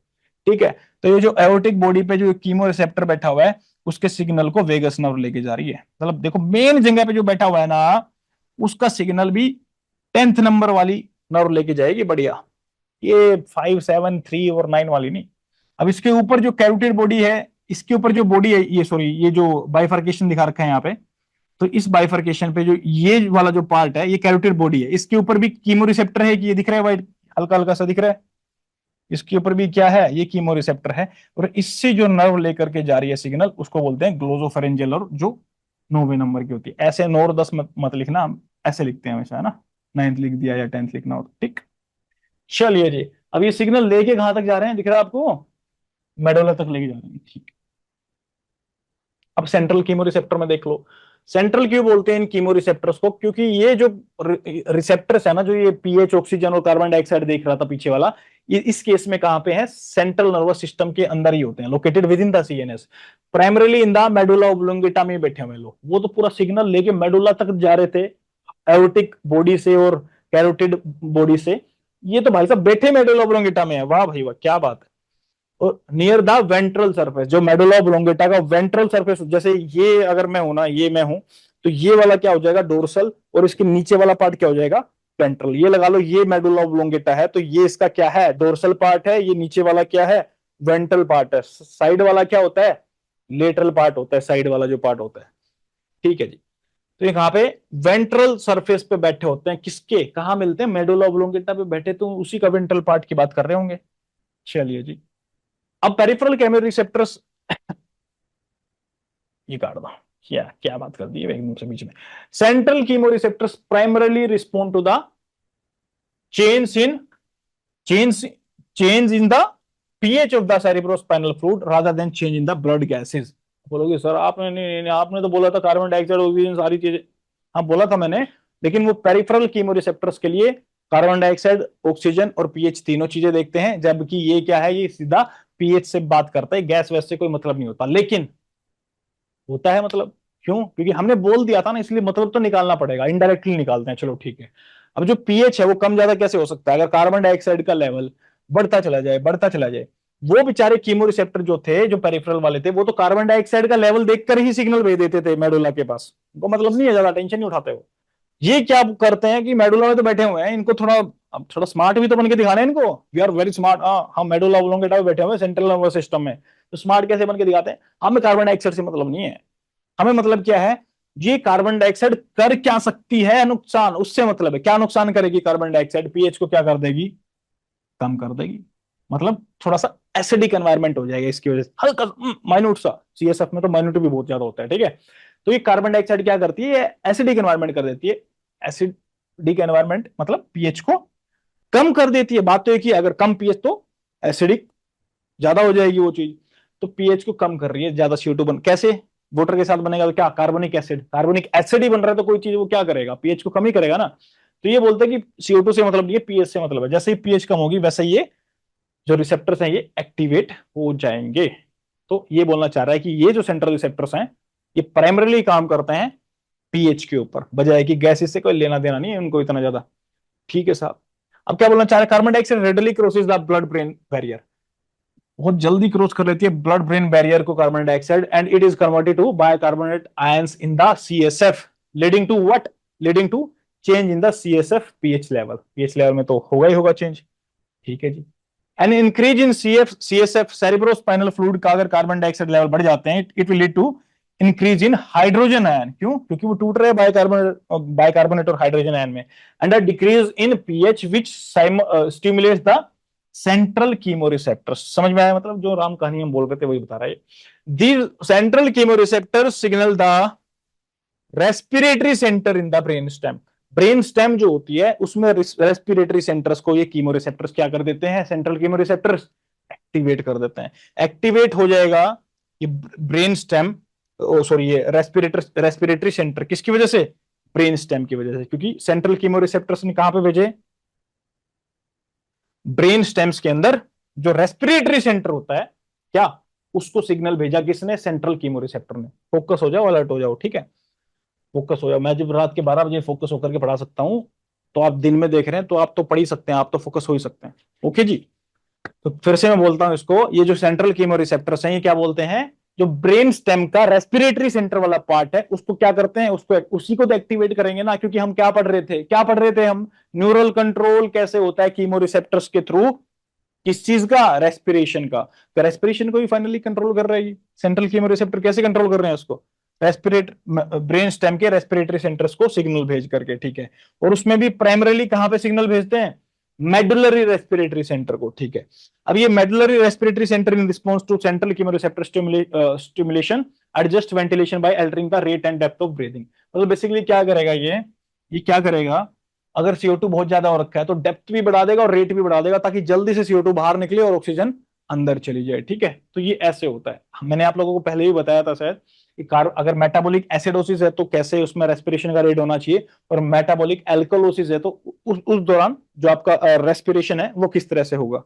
और जब आपका एसिडोसिस है यानी कि कार्बन डाइऑक्साइड का लेवल ज्यादा है, तो उस केस में कैसा होगा? जब ज्यादा होता है कार्बन डाइऑक्साइड तो मेटाबॉलिक एसिडोसिस होता है, उसकी वजह से क्या कैसा होता है रेस्पिरेशन? उसको कार्बन डाइऑक्साइड को बाहर निकालना है तो डेप्थ में लो और रेट भी बढ़ा दो। यानी कि 1 मिनट में 10 बार ले रहे हो तो 15 बार कर दो, और डेप्थ भी बढ़ा दो। तो यही क्या करते हैं, ये जो कीमो रिसेप्टर्स होते हैं ये ऑटोमेटिकली बॉडी को बताते रहते हैं। बॉडी, आपको पता भी नहीं लगता कि कब आपने सांस कम ज्यादा ले लिया।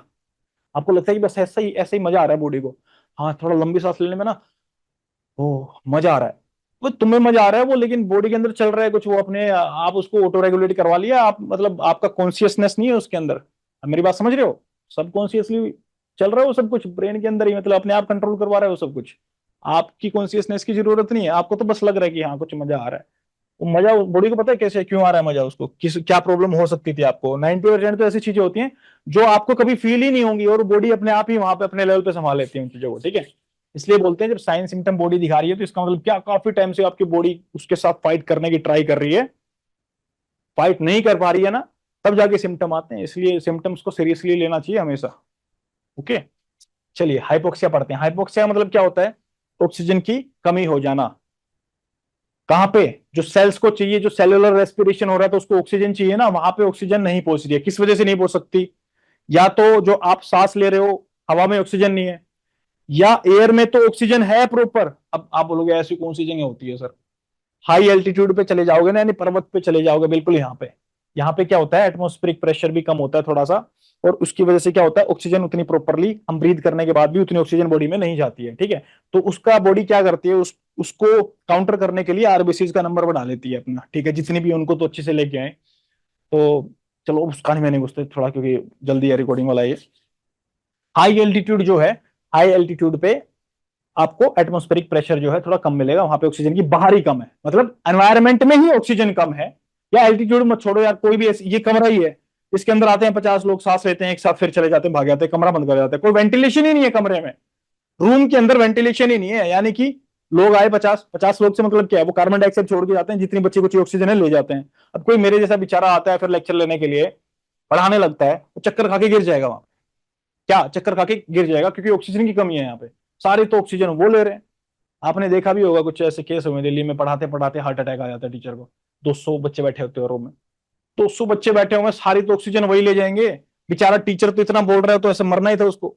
अब सॉरी, अगर मतलब ऐसा मेरा मतलब नहीं था, कुछ ऐसा मजाक नहीं उड़ा रहा था मैं उसका, लेकिन समझो आप, 200 बच्चे बैठे हुए हैं वहां पे, सारी ऑक्सीजन तो वही ले जाएंगे, और वो तो बैठे ही हुए हैं आराम से, वो टीचर तो, हम तो पढ़ा रहे हैं ऐसे चिल्ला चिल्ला के, आप समझे इस बात को। अगर वहां पे प्रॉपर वेंटिलेशन नहीं होगा, वहां पे प्रॉपर वेंटिलेशन नहीं है तो क्या होगा? यही तो होगा क्या? हाइपोक्सिक हाइपोक्सिया होगा, यानी कि एनवायरमेंट में ही ऑक्सीजन नहीं है तो बॉडी में ऑक्सीजन कहां से, कितने भी आरबीसी रेड ब्लड, कितना भी अच्छा आदमी हो, कितने भी रेड ब्लड सेल्स हो, कितना भी हीमोग्लोबिन हो, बाहर ही ऑक्सीजन नहीं है तो क्या कर लेगी बॉडी? उसमें कुछ नहीं कर सकती है, तो उससे क्या होगा, हाइपोक्सिक हाइपोक्सिया। और खास करके जो बोलता है ज्यादा, जैसे मैं बोल रहा हूँ, एनर्जी ज्यादा चाहिए होती है, ऑक्सीजन ज्यादा चाहिए होती है, तो उस केस पे प्रॉब्लम हो जाता है, ठीक है जी। चलिए जी, अनीमिक हाइपोक्सिया की बात कर लेते हैं। अनीमिक हाइपोक्सिया में क्या बोलना चाह रहे हैं? अनीमिक हाइपोक्सिया में बोलना चाह रहे हैं या तो आरबीसी ही कम है, हवा में एयर में ऑक्सीजन ओके है, परफेक्ट, कोई प्रॉब्लम नहीं है, बट हमारे अंदर आरबीसी कम है तो ऑक्सीजन कहां से लेके जाएंगे? सेल्स के पास इतनी ज्यादा ले नहीं, मतलब जितनी रिक्वायर्ड उतनी नहीं ले जा सकते। अब बोलोगे नहीं नहीं सर आरबीसी तो हमारी ओके। अभी आरबीसी आप लोगों की अच्छी मान ली, हीमोग्लोबिन ही नहीं है, आरबीसी का क्या करोगे?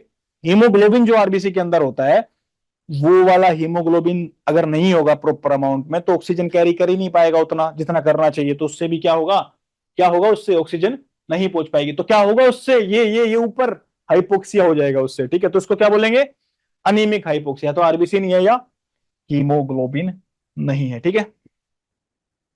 सर्कुलेटरी हाइपोक्सिया, आपकी हवा भी बहुत ही, आप बढ़िया एकदम से नागालैंड मणिपुर टाइप में बिल्कुल नेचुरल प्रकृति वाली जगह पे खड़े हैं, बढ़िया ऑक्सीजन आ रही है, वहां पे कोई दिक्कत नहीं है, आपकी आरबीसी भी अच्छी है, आपके अंदर आरबीसी के अंदर हीमोग्लोबिन भी अच्छा है, बट आपका जो सर्कुलेटरी सिस्टम है ना, बता अब क्या सर्कुलेटरी सिस्टम बताऊंगा क्या होता है। सर्कुलेटरी सिस्टम जो लूप में घूमता रहता है सर्कल की तरह, गोल गोल गोल गोल, सर्कुलर सर्कुलेटरी बोल देते हैं उससे। अब पूरा सर्कल नहीं होता, ऑब्वियस सी बात है, सबको पता है वो, पहले लंग्स से हार्ट में जाएगा, फिर हार्ट से बॉडी में जाएगा, फिर बॉडी से फिर से हार्ट में जाएगा, फिर से लंग में जाएगा, वो एक लूप में घूमता रहता है ना यूं करके। अब वो कैसा भी हो सकता है लूप, सर्कुलर नहीं है वो, बट कहीं ना कहीं क्या कर रहा है, एक ही रूट को वो फॉलो कर रहा है बार बार बार बार, इसको क्या बोल देते हैं, उसको सर्कुलेटरी लूप बोल देते हैं, सॉरी सर्कुलेशन बोल देते हैं, ठीक है। तो उसको सर्कुलेटरी हाइपोक्सिया में क्या होगा, जो आपका सर्कुलेशन हो रहा है ना वो प्रॉपरली सेल तक नहीं पहुंच पा रहा, किसी वजह से भी हो सकता है, कार्डियक आउटपुट कम है, ऑब्स्ट्रक्शन है किसी चीज का, कार्डियक टेम्पोनेट है लगा लो, या फिर आपका पल्मोनरी एम्बोलिज्म है, कोई भी चीज हो, मतलब सर्कुलेशन प्रॉपर अगर आपका ब्लड सेल तक नहीं पहुंच पा रहा है तो क्या आपको ऑक्सीजन भी कम पहुंचेगा। ब्लड ही नहीं पहुंच रहा है तो आरबीसी उसके अंदर तो होती है ना, ब्लड के अंदर वही नहीं पहुंचेगा तो कहां से ऑक्सीजन प्रॉपर नहीं पहुंचेगी, वहां पे भी प्रॉब्लम क्या हो जाएगी फिर। अगर ऑक्सीजन नहीं पहुंच रही है सेल तक तो क्या हो जाएगा, ये ऊपर हाइपोक्सिया किस वजह से हो रहा है, सर्कुलेशन के वजह से हो रहा है। कितनी वजह हो सकती है उसमें मैंने बता दिया आपको, तो उसको क्या बोलेंगे, सर्कुलेटरी हाइपोक्सिया बोल देंगे। हिस्टोटॉक्सिक हाइपोक्सिया में क्या है कि हवा में भी ऑक्सीजन बढ़िया है, आपके आरबीसी हीमोग्लोबिन भी अच्छे हैं, आपका सर्कुलेशन भी बढ़िया चल रहा है, बट हिस्टोटॉक्सिक हाइपोक्सिया में आपने कोई टॉक्सिन आपकी बॉडी में ऐसा खा लिया या चला गया आपकी बॉडी के अंदर, जो ऑक्सीजन होने के बावजूद भी आपकी सेल्स को ऑक्सीजन को यूज नहीं करने दे रहा है। ठीक है, अभी क्या ऐसे लिख के आना है कि अगर आपसे कोई हिस्टोटॉक्सिक हाइपोक्सिया पूछता है तो हवा भी अच्छी है, ये भी अच्छा है, हीमोग्लोबिन नहीं, वो तो आपको समझाने के लिए मैं बता रहा हूं कि जब हम इसको पढ़ रहे हैं तो बाकी सारी कंडीशंस आइडियल हैं, ये मत सोचना कि वो भी चल रहा है। ठीक है, समझ गए ना बात? इतना काफी है, समझदार लोग हैं आप ऐसे। चलिए जी, common symptoms of hypoxia, shortness of breath, थोड़ी ब्रीथ रहेगी ऐसे, और रैपिड हो जाएगी। छोटी का मतलब ये जो मैंने करके दिखाया था ये रैपिड था, छोटी ब्रीथ का मतलब होता है पूरा बिल्कुल एक मेडिटेशन टाइम में करते हैं पूरा डेप्थ तक लेके जाते हैं, वैसा नहीं होगा, थोड़ा सा सांस लिया फिर बाहर छोड़ दिया, थोड़ा सा सांस लिया फिर बाहर छोड़ दिया, इनहेल किया फिर एकदम से एक्सहेल कर दिया, और एकदम जल्दी जल्दी कर रहे हैं तो वो रैपिड होता है। ठीक है, साइनोसिस और bluish discolouration of the skin and mucous membrane हो जाएगी। क्यों क्यों हो जाएगी bluish discolouration of the skin? क्योंकि हीमोग्लोबिन पे ऑक्सीजन अटैच नहीं है, क्या अटैच है? Carbon dioxide, carboxy amino haemoglobin है, उसकी वजह से साइनोसिस हो जाता है। कंफ्यूजन तो हो ही जाएगा, ऑक्सीजन नहीं जाएगी ब्रेन तक तो बड़े बड़ों को कंफ्यूजन हो जाता है। डिजीनेस और हार्ट बीट जो है रैपिड हो जाएगी। क्यों हो जाएगी? क्यों हो जाएगी रैपिड हार्ट बीट? क्योंकि उसको लग रहा है हार्ट को कि धड़कने से जो ब्लड है सर्कुलेट करके जल्दी से लंग्स के पास पहुंचाता हूं, कुछ जो ऑक्सीजन है वो तो मिलेगा और वो जल्दी से बॉडी को पहुंचाता हूं, कुछ थोड़ी ऑक्सीजन की कमी पूरी हो जाएगी, उससे हार्ट बीट उसकी वजह से बढ़ती है। ठीक है, रेस्पिरेशन इन बर्ड्स देख लो भाई, रेस्पिरेशन इन बर्ड्स देख लीजिए। अब इसमें सर्वाइकल सैक कितने दिखा रखे हैं? यहाँ पे 9 होते हैं। कैसे? 4 तो पेयर वाले हैं, पेयर में मतलब कपल में, यानी कि एक पेयर में 2 होते हैं, तो 4 दूनी क्या 8, 4 टू 8 होता है ना, 8 तो ये हो जाएंगे। और एक सिंगल है, सिंगल कौन है? ये क्लेविकुलर बोन देख रहे हो, ये तो दिख नहीं रही होगी, ये और ये ऐसे करके ये क्लेविकुलर बोन होते हैं, जिसको ब्यूटी बोन भी बोलते हैं, कोलर बोन भी बोल देते हैं। ठीक है, ब्यूटी बोन बोलते हैं लड़कियों के, गर्ल्स वुमेन्स के अंदर। ठीक है, हमारे अंदर नहीं बोलते उनको। और बर्ड्स के अंदर जो ये इनके बीच का जो स्पेस होता है जिसको क्या बोलते हैं? इंटर क्लेविकुलर बोन बोल देते हैं। इंटर मतलब between these two things, international बोलते हैं ना, तो बिटवीन टू नेशंस होता है, इंटरनेशनल गेम है भाई, मतलब 2 नेशंस के बीच में हो रहा है, तो इंटर क्लेविकुलर मतलब इन दोनों के बीच में, इंटर क्लेविकुलर स्पेस की हम बात कर रहे हैं तो मतलब इन दोनों के बीच की बात हो रही है। और सैक की बात कर रहे हैं, एयर सैक की बात कर रहे हैं, मतलब वो सैक जिसके अंदर एयर आती रहती है, वो कहां पे प्रेजेंट है? वो between the clavicular bones present है। तो बर्ड में क्या हुआ? इंटर क्लेविकुलर हुआ। उसके बाद क्या आ रहा है? थोरेक्स आ रहा है, थोरेक्स आ रहा है, उसके बाद थोरेक्स कैविटी आती है, थोरेक्स में एंटीरियर थोरेक्स और उसके बाद पोस्टीरियर थोरेक्स। ऐसे करूंगा ना, आगे वाला साइड एंटीरियर होता है, पीछे वाला साइड पोस्टीरियर होता है। ठीक है, तो एंटीरियर सैक में एक पेयर, पोस्टीरियर पोस्टीरियर सैक में एक पेयर। उसके बाद क्या आता है? फिर एब्डोमेन आ जाता है। ठीक है साहब, और एक बच गया वो सर्वाइकल वाला, सर्वाइकल में भी एक पेयर उसमें आ जाएगा। इंटरक्लेविकुलर वाला सिंगल ही होता है, बाकी ये सर्वाइकल वाला हुआ, एंटीरियर थोरेक्स और पोस्टीरियर थोरेक्स हुआ, ये तीनों पेयर वाले, और एब्डोमेन भी पेयर वाला, तो 4 टू जा 8 और एक सिंगल, तो 9 हो जाएंगे यहाँ पे। ठीक है जी, समझ में आई बात? कौन से किधर है, कहाँ पे हैं, कैसे हैं? ये कुछ नहीं है, जनरल सी बातें लिखी है, कुछ ऐसा स्पेसिफिक फैक्ट नहीं है, स्पेसिफिक फैक्ट आएंगे बताएंगे। ठीक है, 2 स्टेप रेस्पिरेशन होता है इसमें। 2 स्टेप रेस्पिरेशन का मतलब क्या होता है? 2 बार इनहेलेशन होगी और 2 बार क्या होगी? एक्सहेलेशन होगी। कैसे होगी बताएंगे। क्रॉस करंट एक्सचेंज भी होता है। ये क्रॉस करंट एक्सचेंज से मतलब है, ये देखो पहले तो ये देख लो, यूनिडायरेक्शनल एयर फ्लो होता है इसमें, यानी कि यूं करके यहां से यहां से यहां से यूं, और फिर यहां से और फिर यूं। क्या उसी रूट से ऑक्सीजन गई क्या जिससे आ रही थी? आ यहां से रही थी, क्या इसी रूट से वापस गई है क्या? नहीं ना, दूसरा रूट पकड़ा ना उसने, तो बेसिकली ऐसा लग रहा है कि पूरा एक अलग ही रास्ते पे गया है ये। ठीक है, उसको यूनिडायरेक्शन बोल देते हैं, एक ही डायरेक्शन थी। ऐसा नहीं है कि हमारी तरह जैसे ये होते हैं हमारे, यूं एक लंग्स यहाँ पे एक लंग्स यहाँ पे, यहाँ से ऑक्सीजन गई और फिर से यहाँ से ही वापस चली गई। ठीक है, बिल्कुल एक ही पाथ था। इसको क्या बोलते हैं हमारे वाले को? By directional. और जो इन वाला क्या चल रहा है? ये यूनिडायरेक्शन चल रहा है, मतलब कॉन्टिन्यूअस एयर फ्लो है। क्या है? कॉन्टिन्यूअस एयर फ्लो है। अब इनहेलेशन एक्सहेलेशन 2 बार क्यों बोलते हैं? थोड़ा सा एक पे शॉर्ट में समझ लो, बाकी तो आप देखे लोगे होशियार बच्चों को। यहां से गया, इनहेलेशन हुआ, फिर क्या एक्सहेल करके कहां पे? ये वाले सेक में, ये इसका इनहेलेशन हुआ यहाँ पे, फिर इसने क्या किया? फिर से एक्सहेल किया इसको, और फिर इसने इनहेलेशन करके फिर से इसको एक्सहेल कर दिया, बाहर की तरफ एक्सहेल हो जाएगा। नहीं समझ में आया? कोई बात नहीं, आगे थ्योरी में आ जाएगा, पर कोई दिक्कत नहीं है, एक आइडिया देना चाह रहा था उसके अंदर कैसे इनहेलेशन एक्सहेलेशन फिर इनहेलेशन, फिर एक्सहेलेशन, ये 2 बार क्यों हो रहा है? 2 स्टेप प्रोसेस क्यों बोल रहे हैं इसको? ठीक है, आ जाएगा समझ में, डोंट वरी, समझ में आया तो। हाँ जी, ये क्या बोलना चाह रहा है? इनहेलेशन में air moves through the trachea into the posterior air sac. Trachea से मूव करते हुए कहां पे जाएगी? एयर सैक के अंदर जाएगी, वो भी कौन से वाले? Posterior air sac. ठीक है, पोस्टीरियर एयर सैक में जाती है। उसके बाद इस पोस्टीरियर सैक से क्या होता है? एक्सहेलेशन होता है। Air moves from the posterior air sacs into the lungs. Inhalation कब हुआ? जब ट्रैकिया से होते हुए एयर सैक में गई, पोस्टीरियर एयर सैक में, दैट इज इनहेलेशन। अब इस पोस्टीरियर सैक से लंग में जा रही है तो दैट इज एक्सहेलेशन। ठीक है साहब, और क्या बोलना चाह रहे हैं? ड्यूरिंग ए सेकेंड इनहेलेशन, जब सेकेंड इनहेलेशन होगा, जो फ्रेश एयर होती है that will move from the trachea into the lungs. Trachea से किधर जाएगी? वो लंग्स से जाएगी। ठीक है, during a second exhalation air from the lungs is expelled out of the birds body. ठीक है, तो सेकेंड एक्सहेलेशन में क्या होगा? जो लंग्स में थी उससे कहां पे चली जाएगी? सीधा बर्ड्स की बॉडी से बाहर चली जाएगी। हालांकि ये पूरी तरह से सत्य वचन नहीं है, क्योंकि सत्य वचन के लिए बहुत ज्यादा डिटेल में जाना पड़ेगा। बट मोटी मोटी जो मैं आपको बता रहा था ना वहां पे यूनिडायरेक्शनल एयर फ्लो वाला, वो वो थोड़ा डिटेल में आ जाता है। बट ठीक है, अभी के लिए आप इतना भी पढ़ेंगे तो काम चल जाएगा। मैंने आपको स्टार्टिंग में ही बोला था जब लेक्चर स्टार्ट हुआ था, इसका मैं बस एक आइडिया दूंगा ताकि आपके दिमाग में रहे कुछ। इसको हमें डिटेल में पढ़ना है, इसको बाद में हम डिटेल में लेंगे, इसलिए बता रहा हूँ यहाँ पे थोड़ा सा, ताकि आपको दिमाग में रहे कि हाँ बर्ड रेस्पिरेशन इंपॉर्टेंट है, उसको पढ़ना। तो और सर ने बताया था कि बाद में पढ़ेंगे इसको डिटेल में, क्योंकि ये इंपॉर्टेंट है, ये क्वेश्चन बनता है। इसलिए यहाँ पे नहीं ले रहा हूँ, बहुत ज्यादा डिटेल हो जाएगी, चीजें समझ में नहीं है, आप कंफ्यूज हो जाएंगे आप लोग। ठीक है, बहुत ज्यादा चीजें हो जाएंगी एक लेक्चर में, और ये इंपॉर्टेंट है तो इसको अलग से लेके पढ़ाएंगे। क्रॉस करंट एक्सचेंज क्या होता है? यहाँ पे ये है यूनिडायरेक्शनल, और फिर यूं जा रहा है। ठीक है, अब आंख में नहीं जा रहा, ऑब्वियसली समझ लेना, ट्रैकिया से बाहर चला जाएगा इसके। अब ये क्या बोलना चाह रहा है? ये ब्लू वाले लंग्स हैं इसके, ये कैपिलरी होती है यहाँ पे, इनमें ब्लड फ्लो क्या होता है? इस साइड में होता है यूं, और हवा किधर जा रही है? यूं। तो ओपोजिट में है ना, ओपोजिट में जब ब्लड और जो एयर है वो जब ओपोजिट में होती है तो क्या बोलते हैं उसको? क्रॉस करंट मैकेनिज्म बोल देते हैं उसको, क्रॉस एक्सचेंज बोल देते हैं उसको। ठीक है, क्रॉस क्यों बोल रहे हैं? क्योंकि ये इधर से जा रहा है, ये इधर से जा रहा है, ये डायरेक्शन, इसकी ये डायरेक्शन। कहाँ पे? किडनी में भी होता है, उसमें लूप फैलने में, पता होता आप लोगों को। फिर एयर सैक के बारे में बात, ये तो हो ही गया। वो तो हाई ऑक्सीजन एक्सट्रैक्शन करने की कैपेसिटी होती है बर्ड्स के अंदर।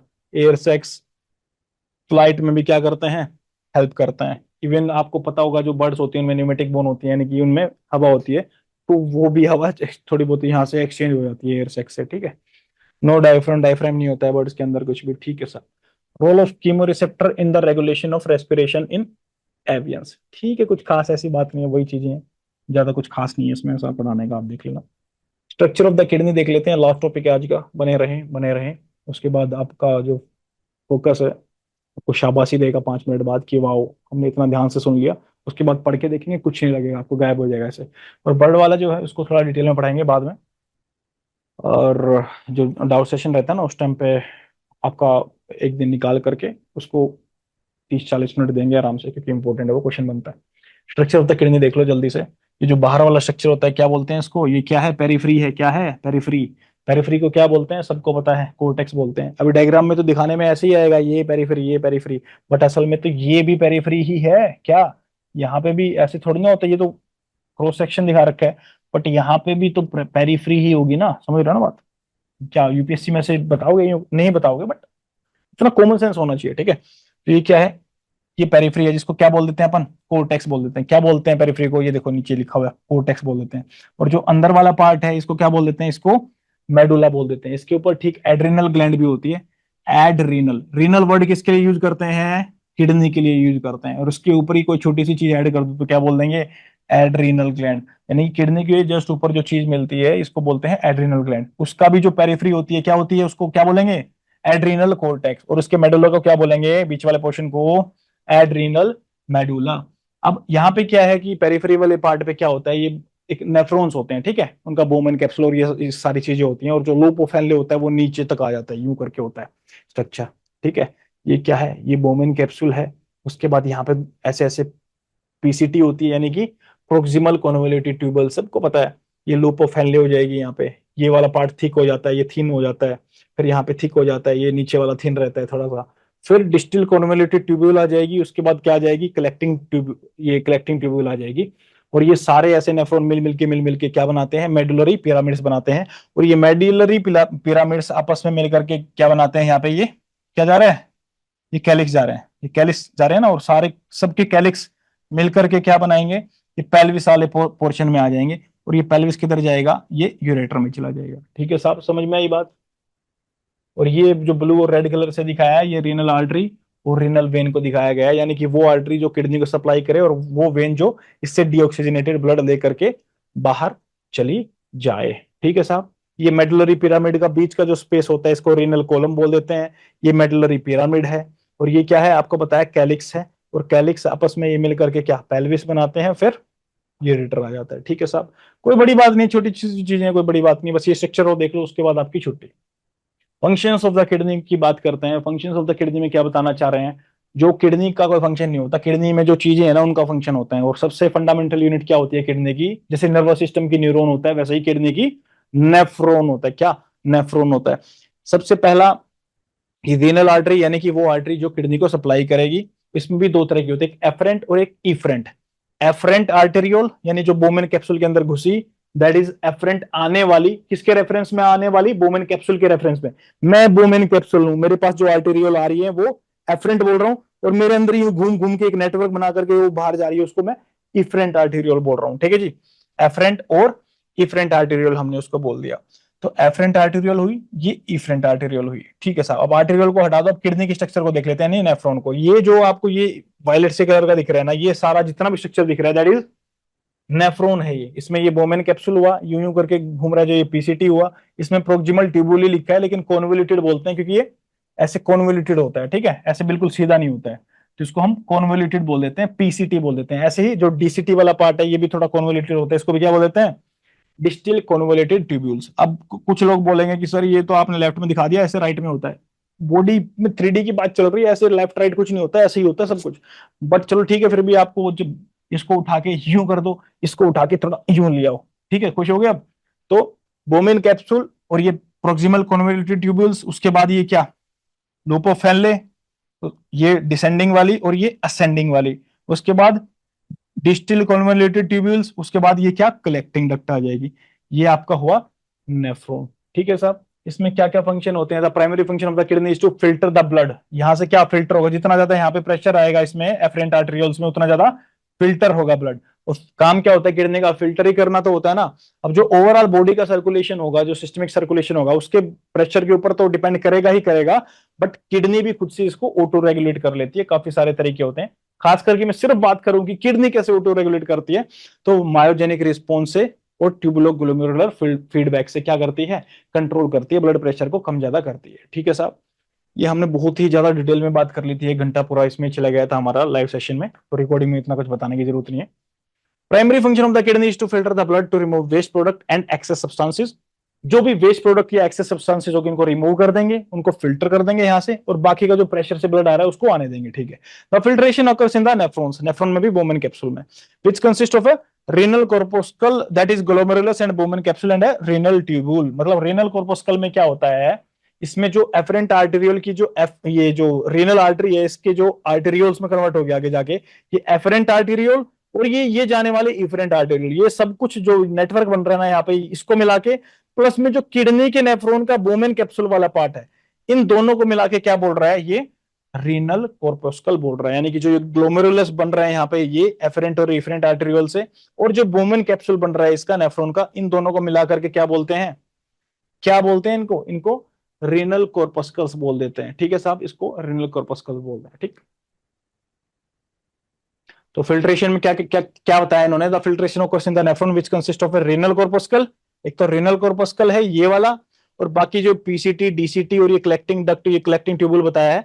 यहाँ पे पीसीटी में लूप ऑफ फैलने में और डीसीटी में क्या होता रहता है, क्या होता रहता है, यहाँ पे बहुत सारी चीजें होती हैं, देख लेते हैं। जैसे कि रीअब्जॉर्प्शन हो रहा है आफ्टर फिल्ट्रेशन, जैसे कि यहाँ से फिल्ट्रेशन हुआ, ये पीसीटी में गया, फिर लूप ऑफ फैलने डीसीटी में क्या होता है, the renal tubules reabsorb essential substances. कुछ एसेंशियल सब्सटेंसेस होते हैं जो कि प्रेशर की वजह से फिल्ट्रेट में आ जाते हैं, इसमें पीसीटी में आ जाते हैं। जैसे कि अच्छे सब्सटेंस भी आ जाते हैं, जैसे कि ग्लूकोज हुआ, एमिनो एसिड्स हुए, majority of water and electrolyte जो होते हैं, और जो ये एसेंशियल सब्सटेंस होते हैं, ये क्या होते हैं, ये रीअब्जॉर्ब हो जाते हैं, यानी कि ब्लड के अंदर ये इनके ऊपर भी कैपिलरी चलती है ना, यूं यूं करके, यूं यूं यूं यूं यूं यूं यूं यूं, ठीक है। और इनकी खास बात क्या है, इनके ऊपर जो ये चलती है ना आर्टरीज, ये उल्टी चलती हैं। अगर इनमें फ्लूइड ऐसे चल रहा है यूं करके, तो जो फ्लो होगा आर्टरीज में वो यूं करके यूं चलेगा, उसको हम क्या बोल देते हैं, उसको भी क्रॉस करंट मैकेनिज्म बोल देते हैं हम, ठीक है। उससे क्या होता है, एक्सचेंज जल्दी हो जाता है। एक्सचेंज का मतलब जो इस इन ट्यूब्यूल्स के अंदर है उसको ब्लड में लेना हो, या ब्लड से कुछ सिक्रेट करके इनके अंदर डालना हो, ठीक है। कुछ अच्छे सब्सटेंसेस जो होते हैं उनका क्या हो जाता है, रीअब्जॉर्प्शन, जो किडनी को या बॉडी को जरूरत होती है। फॉर एग्जांपल, बॉडी को बाइकार्बोनेट बफर आपने सुना होगा, तो उसकी काफी जरूरत पड़ती है बॉडी को, बॉडी के पीएच को मेंटेन करने में। बॉडी का, खास करके ब्लड की पीएच की बात कर रहा हूँ, बॉडी के ब्लड के पीएच को मेंटेन करने में। जैसे कि आप सबको पता है, ब्लड का जो पीएच होता है 7.35 से लेके 7.45 तक होता है। इस पीएच से इस पीएच के बीच में, इससे इसके बीच में, इन दोनों के बीच में क्या रखना होता है, पीएच को रखना होता है। तो उसके लिए क्या, बाइकार्बोनेट आ जाता है काम अपने। अब बाइकार्बोनेट जो ब्लड में था पहले से, वो फिल्टर होके यहाँ पे आ गया था। अब लेकिन इसके साथ जो आर्टरीज या आर्टरियोल्स कैपिलरीज जो चल रही थी, वो क्या करेगा, बाइकार्बोनेट को ट्यूब्यूल में से निकाल करके इनमें डाल देगा, और ये फिर फर्दर जा करके ये इंफीरियर सुपीरियर वेना कवा से पूरी बॉडी में सर्कुलेट होकर ब्लड में घूमते रहेंगे गोल गोल गोल गोल, ताकि ये पीएच जो है ब्लड का मेंटेन कर पाए। ठीक है जी। तो आज का जो लेक्चर था आपका बस इतना ही था, फंक्शंस ऑफ द किडनी। अगले लेक्चर में हमने करवा दिए हैं, और शायद वहां से स्टार्ट करेंगे, देखते हैं। तो अगले लेक्चर में आपका सारा यूनिट 4 कंप्लीट हो जाएगा लेक्चर 6 में। एंड होपफुली आपको समझ में आया। कोई भी क्वेश्चन रहे तो हम लोग उसको डाउट सेशन में देख लेंगे। Thank you so much guys.